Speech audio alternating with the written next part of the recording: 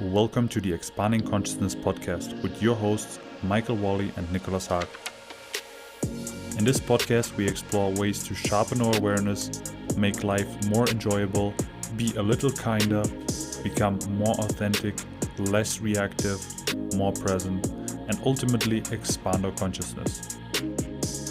We're happy to have you along for the ride, and if you do enjoy these conversations, please leave a review or a comment, as this goes a long way for us. Enough of the promotional talk and enjoy this episode. Hello and welcome to the podcast. This week we're going to be talking about a very interesting topic. We're talking about free will. We've been out for a couple of weeks, so we're going to get back to it. And yeah, we'll just dive right in. So Nick, do you think you have free will? For me, this is one of the questions where I change my mind frequently on. I think in general we do have free will, but then sometimes I feel it's kind of the opposite. And I think the main thing that changed my mind was the whole idea of surrender. So when this concept was introduced to me, it really got me thinking whether or not we really do have free will, because when we try to live or embody surrendering, it seems that it is more of a getting out of the way and witnessing things and not so much doing. And it also seems that once you start surrendering, that it takes you on a, let's say, predefined path, or it feels a bit like that, like you cannot course correct anyways the path that you're on, but it starts to take you on a certain path. And then in that sense, it feels again like I don't have free will, but it's sort of paradoxical for me. So yeah, it would be super cool to sort this stuff out a little bit. But what is your general feeling? Do we have free will or no? Yeah. Like yourself, I've definitely gone back and forth on this one quite a bit. I think my current stance, and it is certainly subject to change, but I would say that my current stance is that we don't really have free will, that it's kind of an illusion. It's something that we kind of feel. It's something that in a sense we kind of even make up. But it's not really something that we can exercise. I mean, I think about something really mundane, like, okay, can I want to move my arm this way. Can I do that? And then there's a question of, well, did I actually like initiate that action, or was it just like a causal chain of events where I was inevitably going to have that thought and I was inevitably going to test, quote unquote, test my free will by trying to move my arm. And surely, it happens. And then I delude myself into thinking that I have free will. So yeah, and then there are also, various readings. Recently, I read a book called Collision with the Infinite. Very, very interesting, about this woman who essentially went through an experience where she kind of lost her sense of self. And for a very long time, for 12 years, she went to various psychologists, psychotherapists, and tried to essentially quote unquote, fix this problem, until at some point she started encountering more spiritual teachers and started to see this more as a gift. And eventually it kind of opened up to, a joyful, blissful experience, whereas previously it was a very fearful experience for her. And essentially, kind of what she talks about is that there is no self and there is no doer. That's entirely an illusion. And so in a sense, I wonder if that isn't also answering this question. If there is really no self, if the self is just an illusion, then surely free will is also an illusion. That is true. If everything is an illusion, then there's also no free will. But on the other hand, we do participate in this illusion. It seems, while we're in it, it is very solid. And yeah, that's the question. Do we have at least a free will in the illusion, or is the illusion completely predefined? So in the same way that a movie would be predefined, right? Because we Through meditation, we learn to take the perspective of the observer, and we learn to disidentify with the doing directly, and take a position of a bit more distance, which helps us in so many ways. But it also kind of sits you in the seat of the observer, similar like you would observe a movie in a cinema. Um, and I think this is where it starts to feel a little bit like we don't have free will. But then again, like you say, right, we definitely can do. I mean, there's definitely some causality to the things we do, and you can do like small experiments, and you can change the course of action at any moment. So it does feel really real. I guess what I want to say is it feels like one of the most solid parts of the illusion or of the game that we're in, if you want so. Yeah, yeah. If you were to use like this analogy of being on a track or watching a movie or something where it's kind of predefined, it really seems like we can jump the track. It seems like we can get off of it and just go completely a different way at any point if we want to. And then there's always that question, well, is that actually the direction that the track was going? And I'm just kind of deluding myself into thinking that, oh, I changed something or I did something different than I would have otherwise done. And I think, probably one of the unsatisfying things about this question is I don't know that we can really intellectually answer it. I don't know that we can really like figure it out and just be like, okay, yeah, clearly if you follow this line of solid reasoning, then you can determine, yes, you do have free will. I don't know that there's really a way to prove it one way or the other.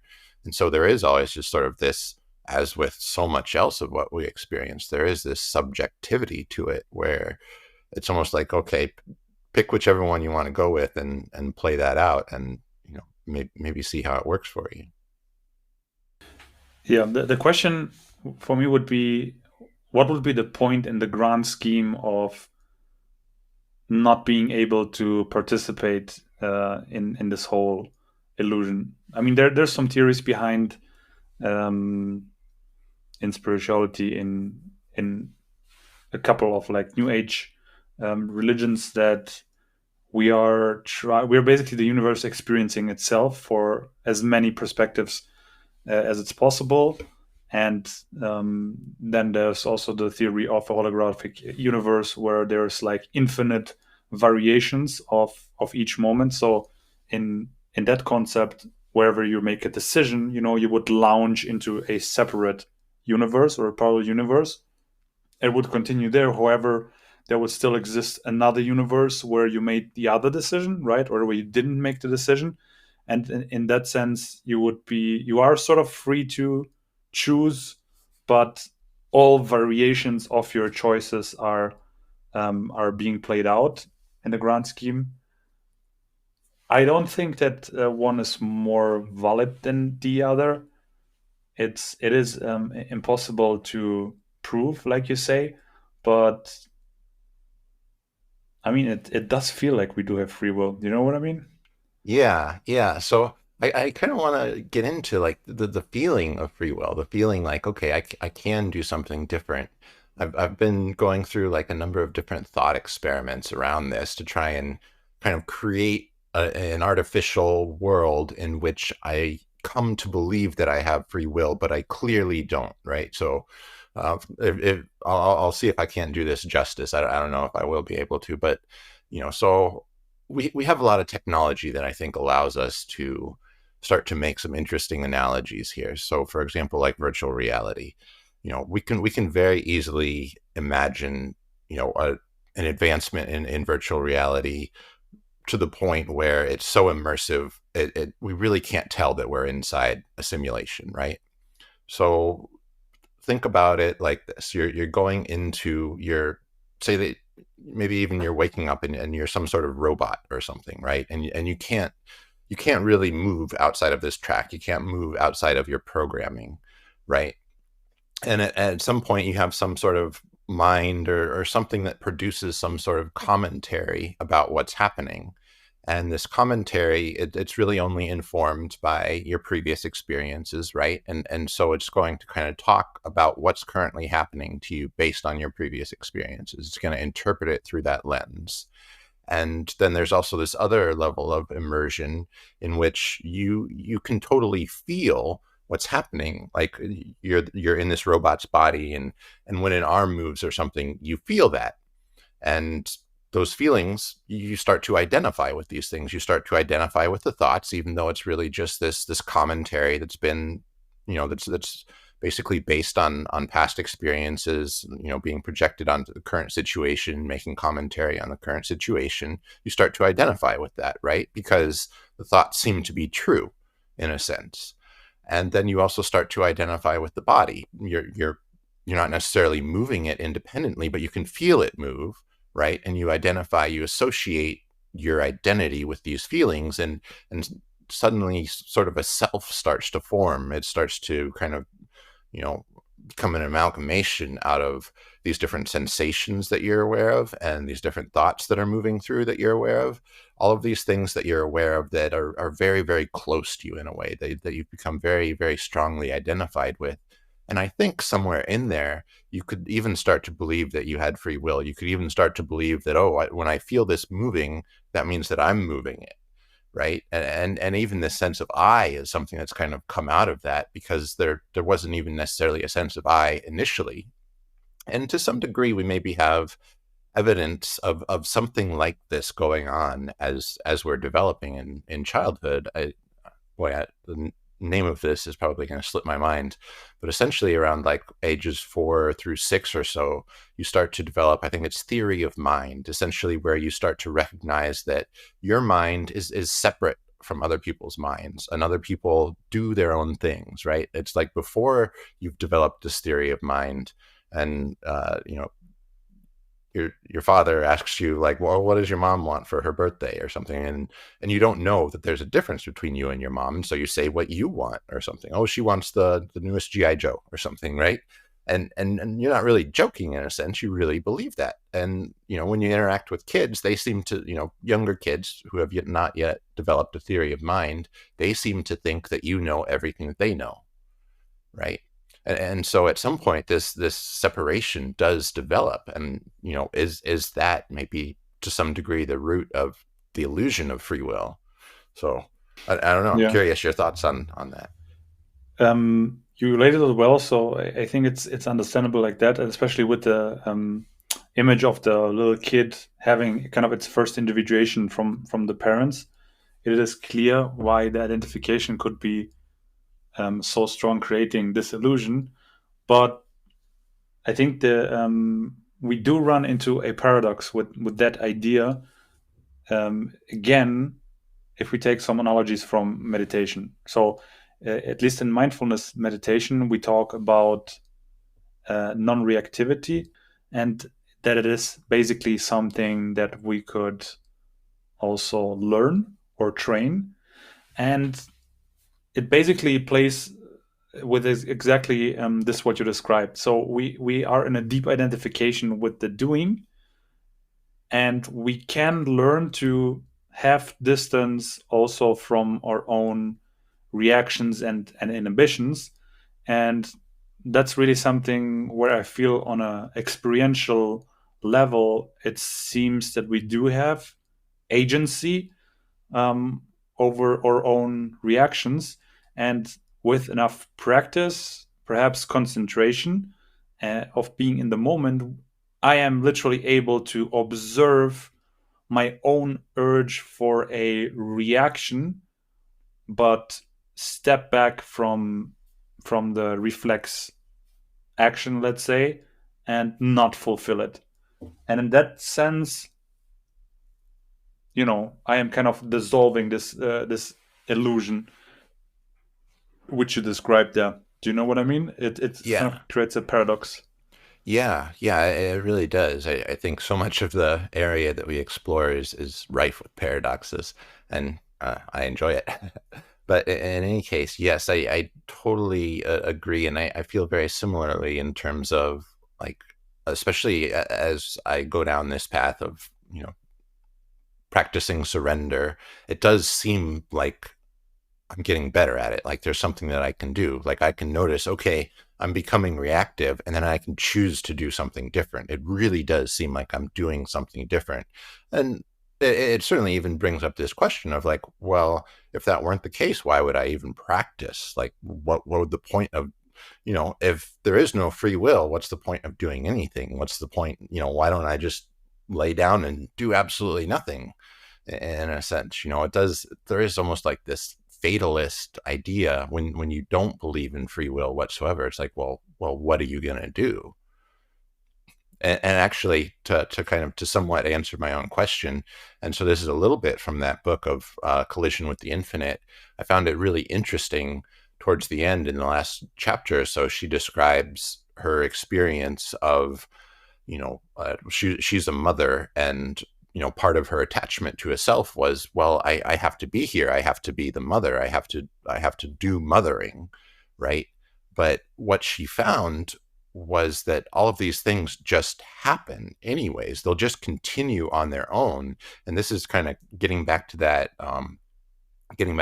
little like thought experiment, is if these things do just happen on their own, at a certain point, what we've kind of done is we've said, oh, I'm actually in the driver's seat, I'm making these things happen. um and it's such a hard thing to test, because when there is like a self still there, or the sense of a self, I mean, maybe I'll stand still for a while or be still for a while and just be like, okay, if there is, if I have free will, then I'll just be able to sit here and do nothing. If I don't have free will, eventually something will happen and I won't have to initiate it. Right? I haven't quite gone through that experiment. I haven't sat still long enough to see if something eventually happens, anyways. Yeah, I mean, the problem again is even, or even what I described earlier, the first paradox that appears where you think, okay, now it certainly feels like I'm in control, or now I'm, doing this experiment of sitting and waiting to see whether or not something will happen. Even that could be a deeper illusion than the previous illusion, and we would have like no way of really telling as long as we're kind of part of the game. And it does create a bit of a nihilistic, depressing image of our life. Like if this is really the case, if we really cannot influence anything, it would be kind of sad, because it feels like we can. Although even in that variation of reality, I think we would still be able to enjoy the ride, right? We would still be able to learn things, even if we're not actively participating, even if we're just quote unquote watching a movie. There could still be things to derive, and our, let's say, higher self would be able to grow. And with that, maybe I want to create a bit of a more nuance on what we actually mean by like free will. And I'm going to bring again an example I already brought in one of the previous episodes. It was by Viktor Frankl, very famous psychologist, the founder of logotherapy, who wrote the book about being in the concentration camps in Nazi Germany, and who wrote about, well, not so much about free will, but maybe about purpose and motivation. And his stance was, since he was in a situation that he really was not able to control, right? It was completely controlled by the outside environment. So in that sense, he did not have any free will, but his life was still going on. He learned that his own attitude towards the things that was happening daily, that he had no control over, was in a sense a liberation for him, or was part of the free will, because he was able to choose his perspective and his attitude towards the thing that was happening. And yeah, then maybe that's a question back to you. Do you think choosing your attitude towards whatever's happening, does that already qualify as free will? Yeah, that's a really good question. I mean, so another position that I've kind of landed on occasionally is that maybe our free will really just comes in sort of making some of these internal choices. Like you're saying, choosing your attitude towards something. It's not necessarily something you're doing externally, but there's some sort of relationship going on between what you might consider yourself and what's happening externally, and what is your relationship to that. And it gets back into aversion and grasping, right? um and I think that maybe if there is free will, maybe at the least, maybe our free will is in choosing what we place our focus on, and how we choose to relate to that thing that we're putting our focus on, right? Right, like how you choose your attitude. Maybe that's like all the free will that we have, and the external, the physical free will, it is actually not real. But again, I'm such an interesting question. Just in general, it's hard to say. Like, mm, there. Go ahead. I wanted to complicate it further. I wanted to bring Okay, in good. one more paradox. And in the past, we talked a lot about our own entanglement with the outside world. So, sort of the relationship between your inner experience and the outer experience. And so, right now, we're talking about, like, do we have free will in the outer world? It seems we're not sure. Like, there's no way to prove it. We kind of agree that we do have some free will in our inner experience, even though that could also be like part of the illusion. But like, how does that connect with the whole idea of synchronicity and our outer experience matching our inner experience sometimes, and this idea of um, manifestation that we talked about, in a sense that we do have a lot of responsibility because our inner experience will be reflected in the outer world, thus co-creating the outer reality. And that experience of us participating kind of in a conscious creation of reality with other people and beings, or whatever, I don't know, it would be really difficult for me to kind of understand how that works without us having free will. Yeah, yeah. So I guess part of the question there is free will like necessary for the way that we understand existence? And actually, this kind of brings me around to another thought that it's been going through my head just these past couple of minutes, and that's around, is the illusion of free will merely a matter of perspective? Is it a matter of awareness? So, for example, in our limited awareness, where we're very tightly coupled, very strongly associated with our bodies, is it such that the illusion of free will is almost a part of that experience in a way? And if we were capable, which honestly I believe that we are, if we were capable of having like a grander perspective, or experiencing a grander perspective, would there just be no question? Would it just be like, well, the trees are growing, and of course these people are doing these things, and that's really no different than the trees growing towards the sun, and everything else happening just in response to the rest of nature, essentially? Just because our actions seem more complex, does that really mean that we aren't still just a plant growing towards the sun, essentially, right? And I suppose you could get into, you know, survival instincts and things like that. And is it just that somewhere along the line, a certain level of complexity got introduced, and suddenly we lost the understanding that we're simply plants responding to the position of the sun, and we're just simply responding to our environment? Uh, I don't know. I mean, honestly, that's the in a sense, for me, that's like one of the most depressing perspectives on this thing, because um, yeah, this idea, if I spin it a bit further, so we develop kind of from plants, and are basically a collection of evolutionary reflexes and patterns that have worked in the past. And if we take that to the extreme, that would basically also say that our consciousness is just a product of a defense mechanism that has been very successful evolutionary, and our brain is basically spitting up this experience of the self just to be successful in evolution. So it's basically our brain is creating the illusion for ourselves, but yeah, it just doesn't feel like it. You know what I mean? It's so hard to Yeah. believe. Right. Yeah.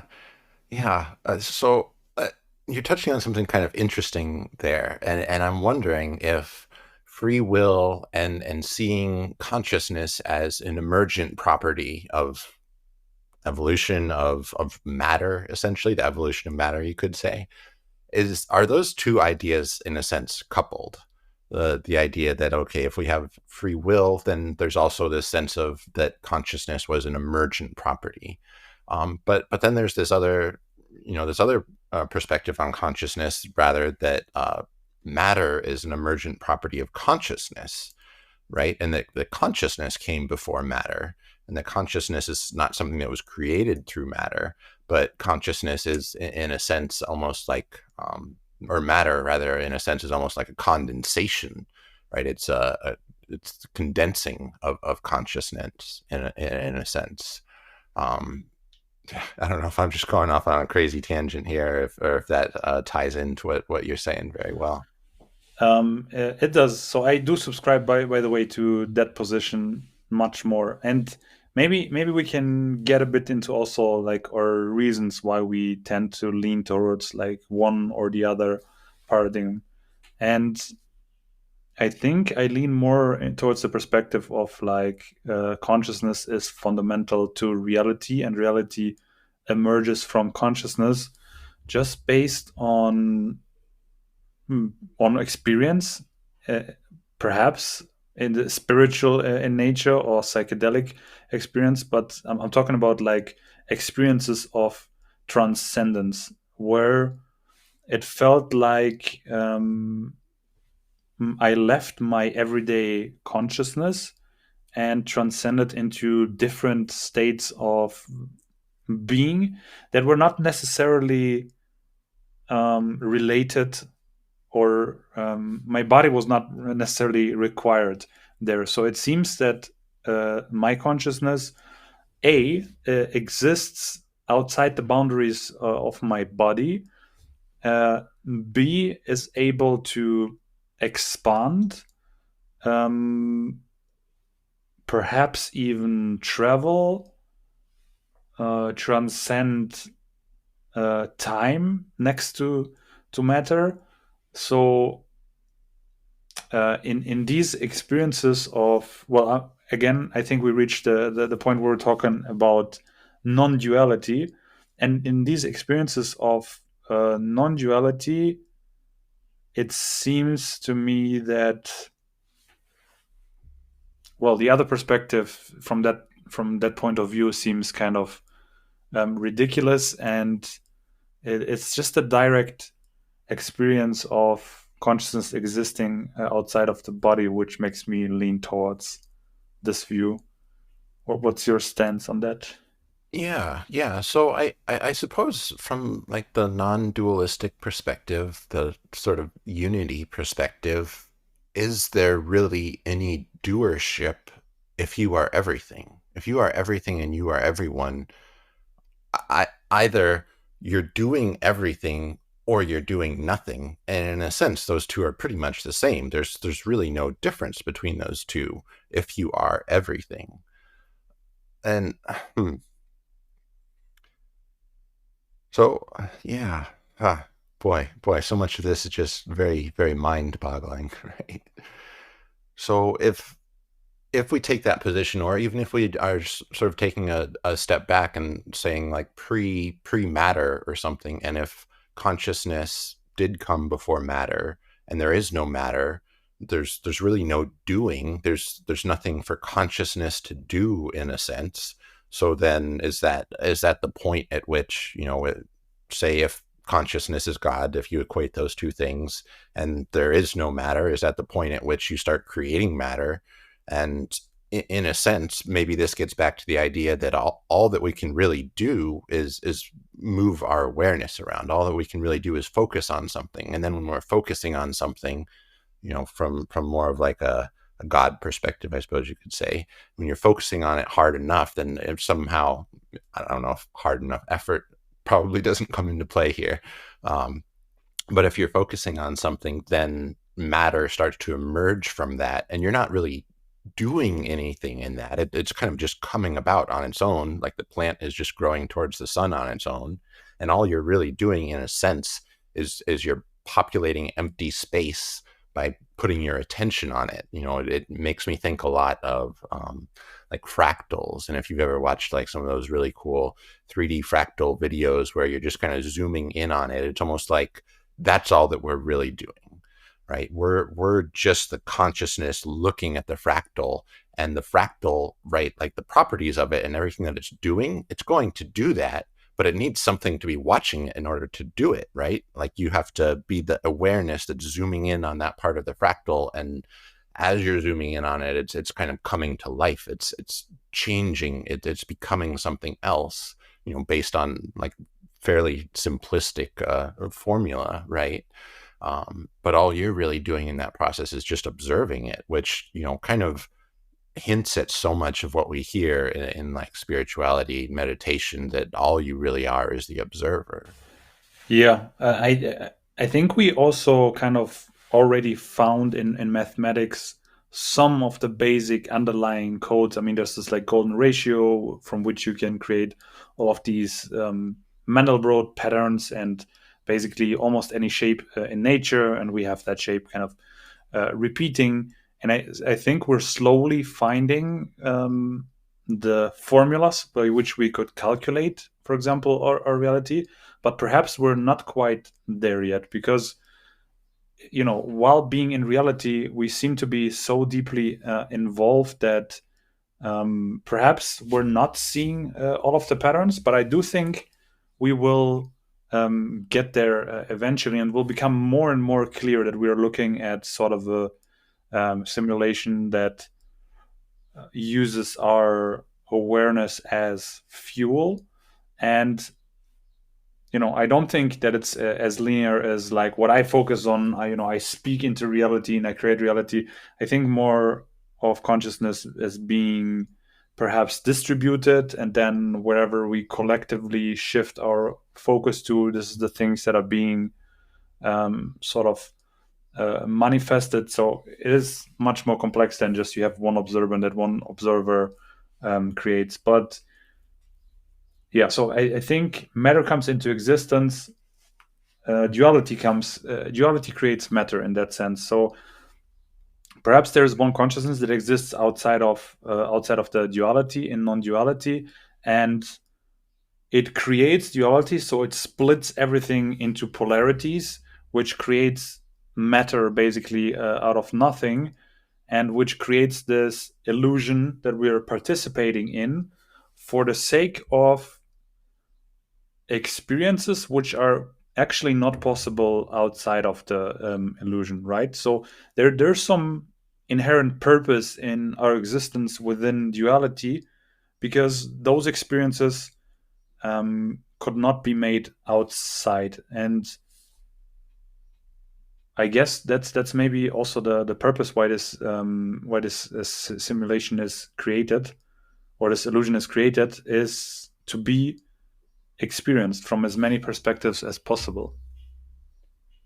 Yeah, yeah. I mean, that definitely resonates. That jives with so many things that I've come across over the years. Is that really, if there is any purpose, it is to experience existence, right? And like you were saying, it's like you have to have relativity. You have to have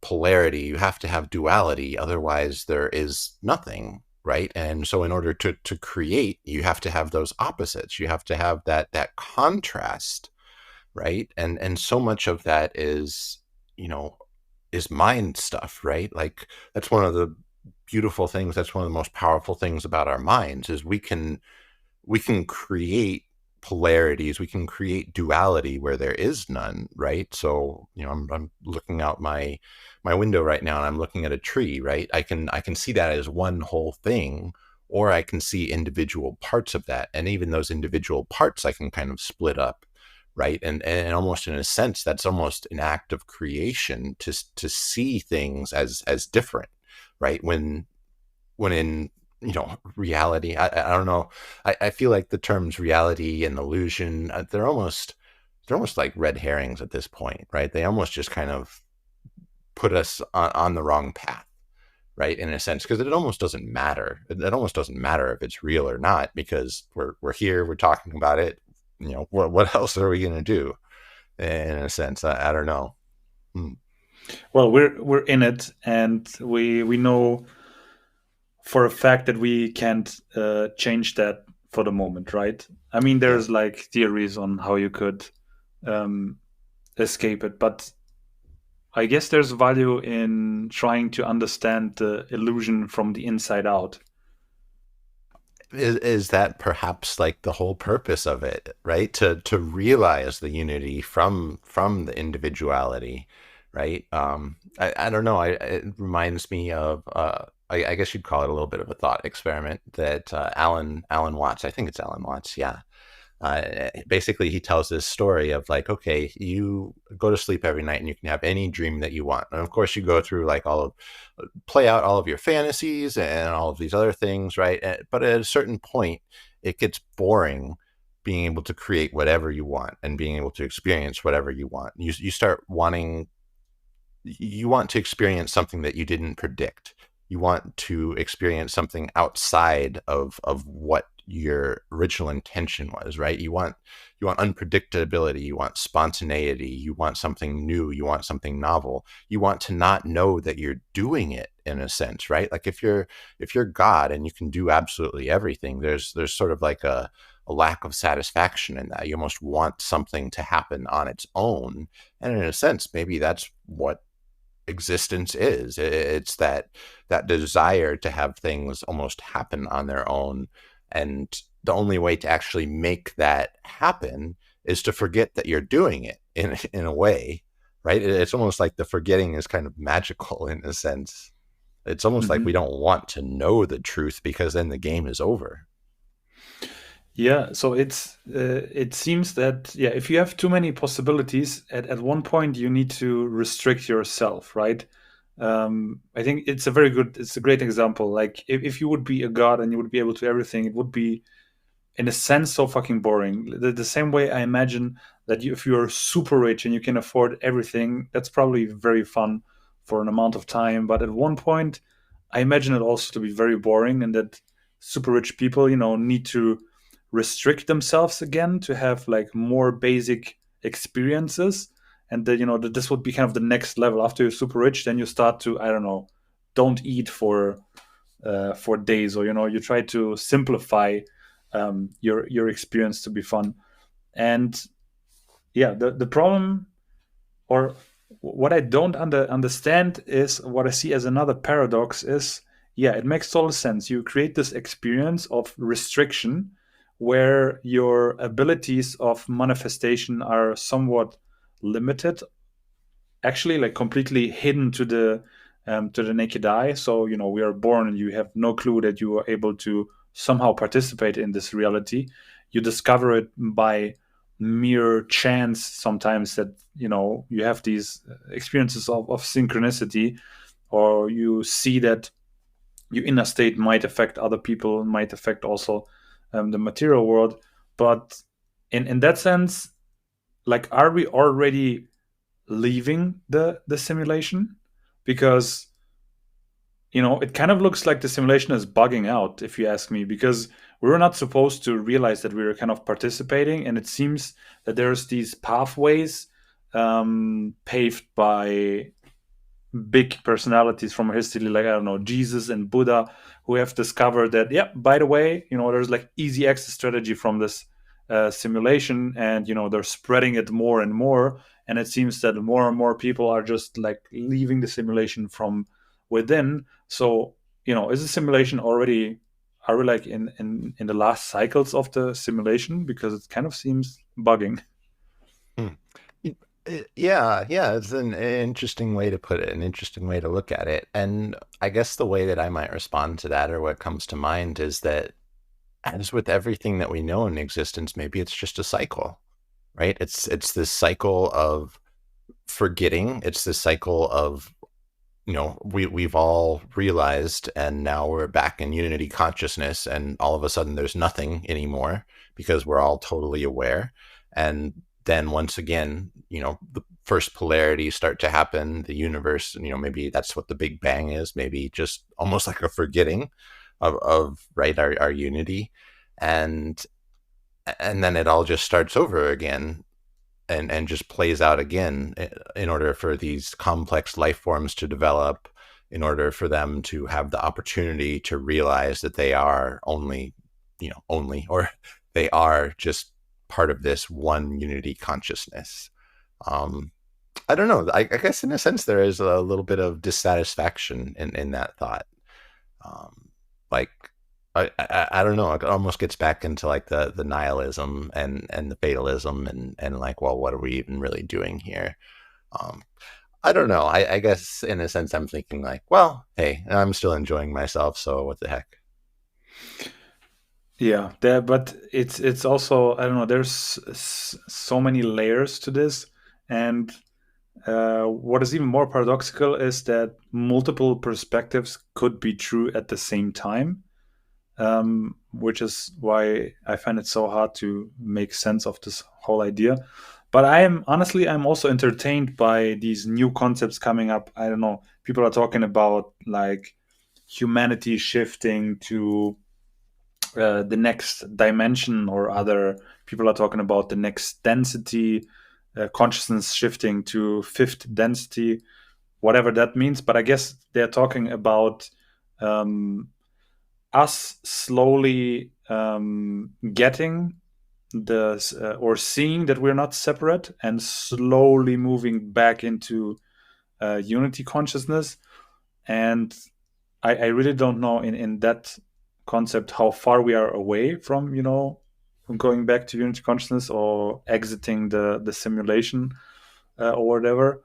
But if we take that for serious, this perspective for a moment, it also seems kind of exciting, because that would mean that the simulation was spun up, and it was running perhaps for millions of years, from matter to consciousness.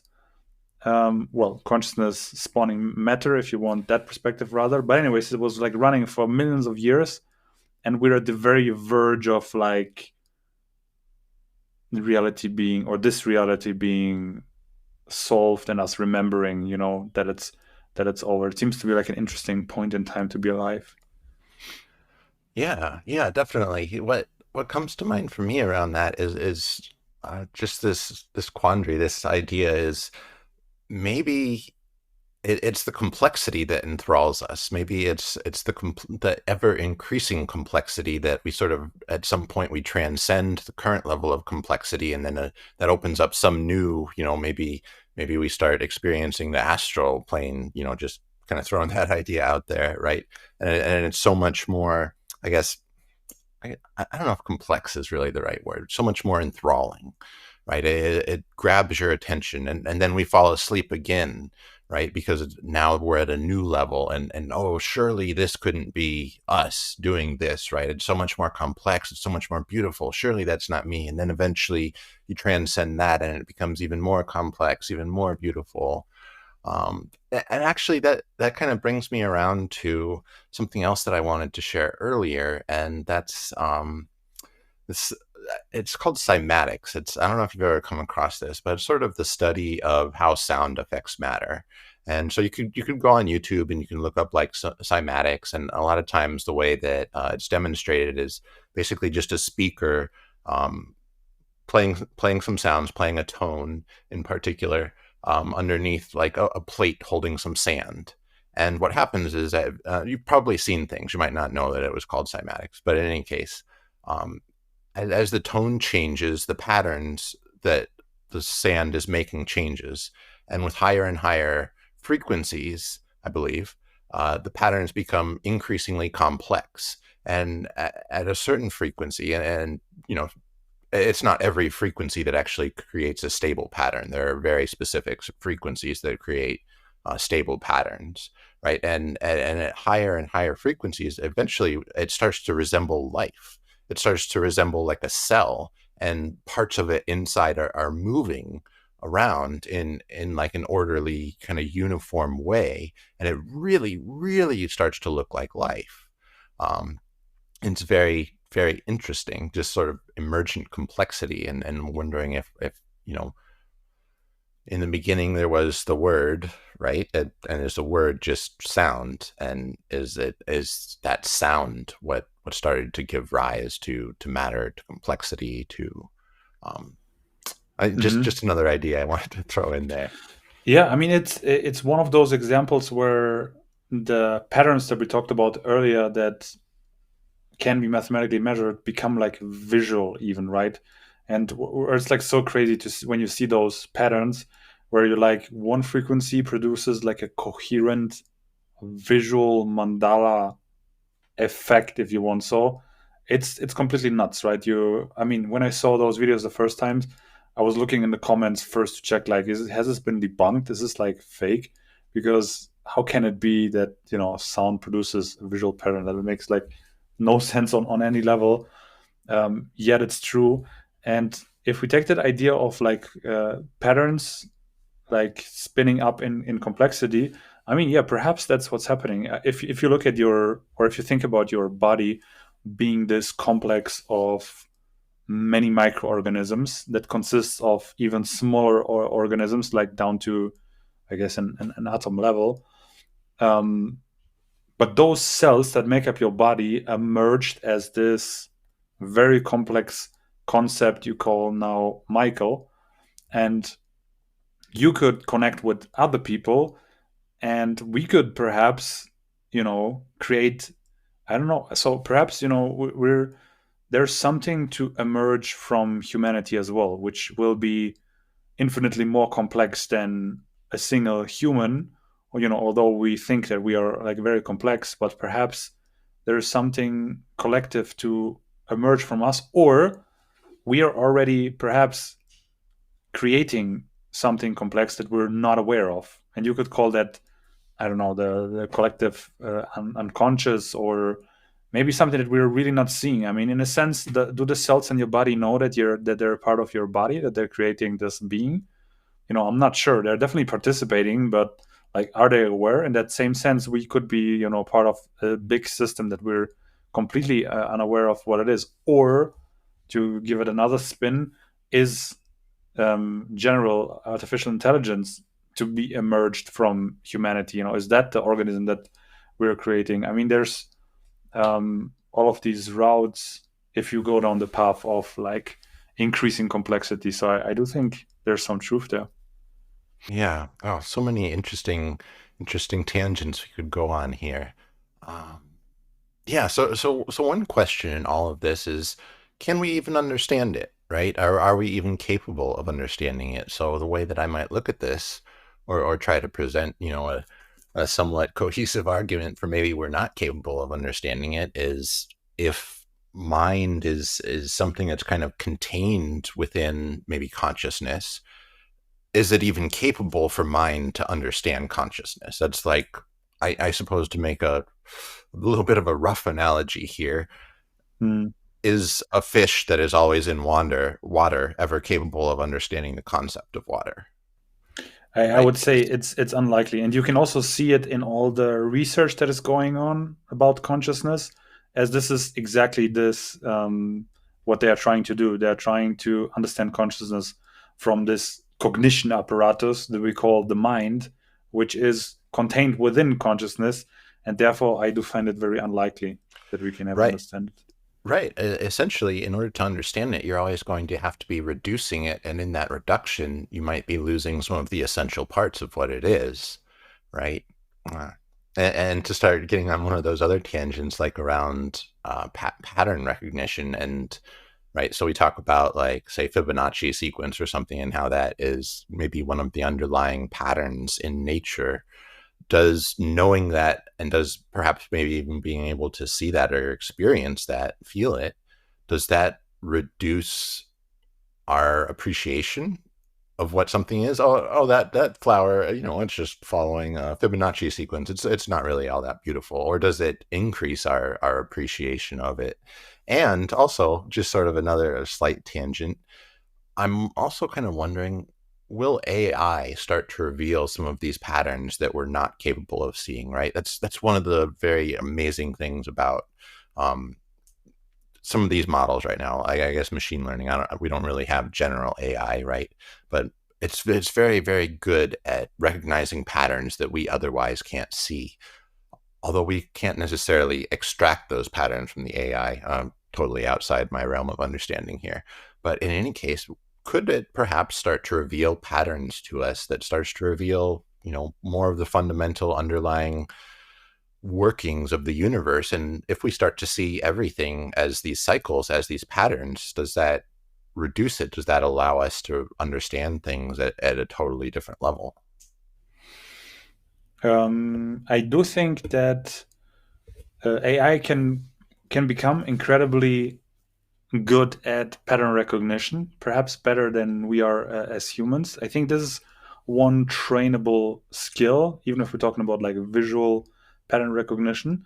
So I do think they could help us. I don't think they could ever help us in describing or understanding how consciousness or non-duality works, because again, artificial intelligence is created from the mind being smaller than consciousness. Therefore, the same way I don't think the mind can understand, I don't think that um, AI could ever describe consciousness. But perhaps it could help with finding the clues or analyzing the fabric of reality in a better way. I mean, the romantic idea would be that if we find other patterns like the Fibonacci scale, which are creating the complex of reality, that you know we would even be able to calculate reality, right? Imagine if we would have like enough computing power to create simulations as vivid as a reality that we live in, and we would have the correct base patterns. I mean, I don't know, but I can imagine that we would be able to, spin up a reality that works in the exact same way, like our reality works. But yeah, I'm curious. Uh, if we were, like, let's say tomorrow we figured out like the universal equations, right? We figured out exactly how the universe worked. We figured out that it was, deterministic, more or less, from the perspective of this formula, that you can predict exactly what's going to happen next. How would you, as an individual, respond to that? How would you change your life if suddenly you knew that everything was um, predetermined in a sense? I guess that question almost becomes irrelevant at that point, because if everything's predetermined, whatever you're going to do, even in response to knowing that it's predetermined, is predetermined. I don't know. yeah, that's an interesting question. Actually, cool that you bring it up. That we didn't bring it up before when we talked so much about like free will. So yeah, I mean, in a sense, we look at the universe as being chaotic, and that's the reason, like, why we don't aim to calculate things. I mean, I know that in astrophysics, there's kind of a limit of what you can calculate. If we're talking about, for example, of the gravitational pull of multiple objects, there's a certain point where it becomes too complex to accurately calculate. But perhaps it's only because we do not have all the correct parameters. And perhaps there's a possibility that all of this chaos that we are seeing would still be predictable if we would have all the correct base parameters. And let's just imagine that we have. And now we would be able to spin up this simulation, literally, that has all the correct patterns, and that after some millions of simulated years arrives at humanity like it is today, like precisely down to the last detail. And then we would be able to, I don't know, spin it a little further than today and see exactly like what happens to Michael in 1 year, for example. Then the question is, would you look at that? Uh, hmm. I think initially I would, because I'd be really curious. I'd be like, yeah, I want to find out what's going to happen, right? But it kind of gets back to that Alan Watts anecdote where eventually you're gonna be like, no, I don't want to know what's going to happen, and well, it's kind of gonna suck if I already know, and then you're just gonna be like, no, I don't want to know. Don't tell me what's going to happen tomorrow. I want to just experience it anew. I want to experience it fresh. I want to be able to be very present for it, right? Mm.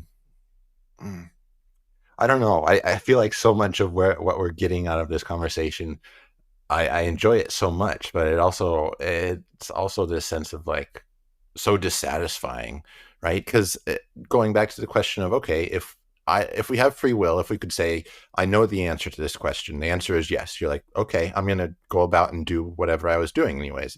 I already kind of felt like I had free will. I'm not gonna do anything different. And you find out the answer is no. You can't do anything different, right? I mean, what what do you do when you know the answer to whether or not there's free will? I don't think you do anything different. It almost begs the question, like, well, why even ask the question in a sense? I suppose because we're human beings and we try to figure everything out, even things maybe we can't figure out. Hmm. To quote a famous Buddhist saying, before enlightenment, job would carry water. After enlightenment, job would carry water. I guess this is what we would do, even if we would like find out the answer to that.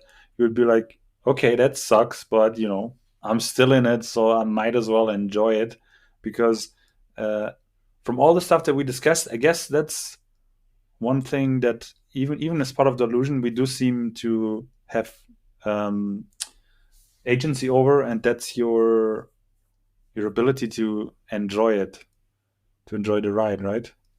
Yeah, yeah, absolutely. Yeah. I don't know if knowing the secrets of the universe like makes things less enjoyable or if it's like motivation to really like stop and smell the flowers and just be like, I know this is all an illusion, but it's all I have, so I'm just going to really enjoy it, like what the heck. Maybe there's freedom in that.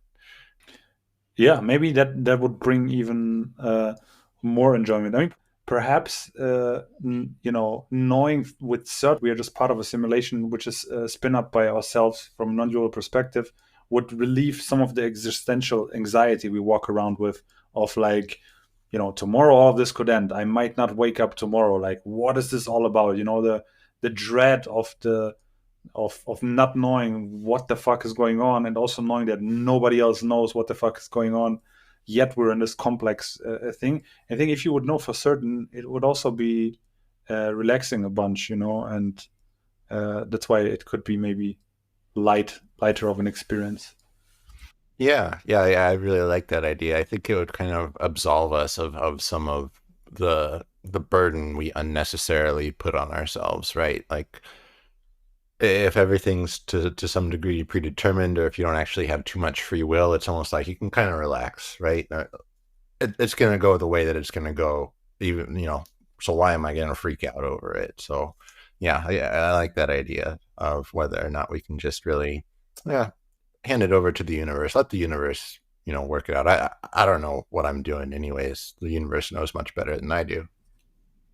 Yeah. That brings me back to one question that you asked earlier, which I haven't answered yet. And that was like, once we recognize these Fibonacci sequences in nature, and we recognize patterns and plants, does that make them more or less beautiful?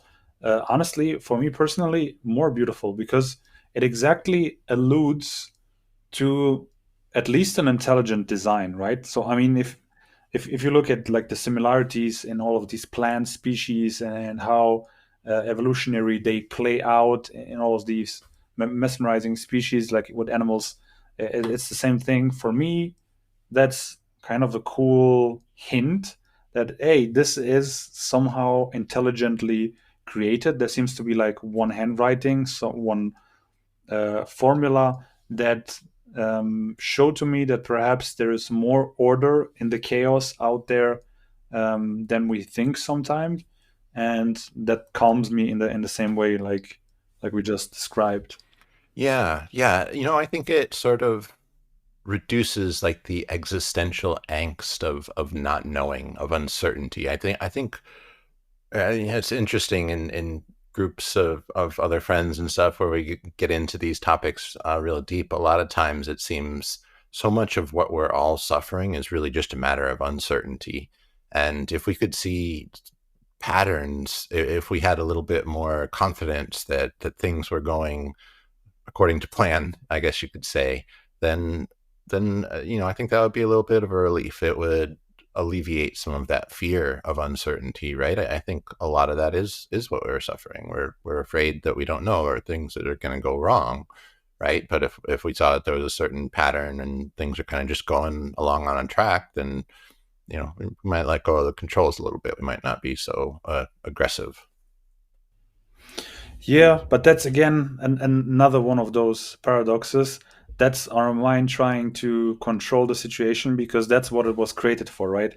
To predict things and to control our environment, and then we feel safe, and only then. Yet this is kind of actually the opposite of what brings inner peace, right? I mean, there's at least in my life there has been like rare situations, but there have been situations where I was like, okay, I'm just gonna be fine with not knowing. It's about, like, I don't know, you applying for an important job, or something is about to change in your life, and there's this uncertainty, which it does create some existential angst, but wouldn't be the ultimate skill to be okay with not knowing, because at the end of the day, like on your deathbed, before dying, I mean, you can have very strong beliefs, but we don't know, right? And that's also something we need to be okay with, that we don't know what's happening afterwards. Yeah, I feel like not knowing is really almost a position of power. It's almost like when we assume, when we think that we know, when we have certain expectations, then it limits our experience. It limits our awareness of that experience because we're trying to see it the way that we thought that it would be, right? But when we're accepting of the fact that I just don't know, we're so much more open, we're so much more receptive, and it's almost like it really opens the door to possibility. And maybe that's where our free will lies, and how much we resist or accept what's happening, you know, um, without needing to compartmentalize it, without needing to reduce it to, oh, this is just that. This is, whatever's going on, right? That's a beautiful spin on it, because uh, if we acknowledge that we are in some way participating in the creation of reality, then that would be kind of depressing. That we are trying to control things and we're trying to predict things. In that sense, only things that we already experienced are possible. So we're only going to see like dull variations of what we already know, if we are trying to control. Yet, if we are able to let go of control, only that would open uh, new possibilities at all. And yeah, that's actually like a nice thought of where again of like that surrender could be free will, basically. Yeah, yeah, that's so perfectly said. I was thinking exactly the same thing. Maybe our freedom lies in accepting that we don't know, right? And we lose our free will when we think that we do know, when we essentially respond to everything from this compulsive, oh, that's not the way that it's supposed to be kind of position, right? Well, maybe. I mean, it resonates with me. Like I almost have like goosebumps. So it definitely feels it feels very much right. Although it is at the same time so paradoxical. Yeah. But I guess that's life. We need to be able to hold these paradoxical positions at the same time in our mind. Right, right. Yeah, maybe just like we need to accept the uncertainty, maybe we need to accept that there are certain things we just can't understand. There are certain things that we can't reduce, right? I mean, even, this is something that's on my mind a lot, is anything that we're really putting into language, it is it is merely a model. It's a reduction. It's not the thing itself. It can never totally explain or describe the thing itself. Hmm. That reminds me of one thing that you said earlier that I wanted to come back to, but I kind of forgot. You mentioned in the beginning that, or somewhere during the episode, that like in the beginning was the word. I'm not sure if is that like a Bible quote, like that, like logos is Mm. was in the beginning. Yeah, I think so. I'm probably taking it a little bit out of context. Maybe not. But I don't really know where it comes from specifically. I've heard it in the context of religion, and I could be in a Bible. I don't Hmm. know. I feel a little out of my Yeah, element here. I definitely heard that before, and I want to like look into what the implications were of Yeah, that. it's an interesting question. Question I don't think we can answer. So maybe that's a good place to leave it with uncertainty, and acceptance of not being able to know. Beautifully said. I think that's a nice roundup of the topic.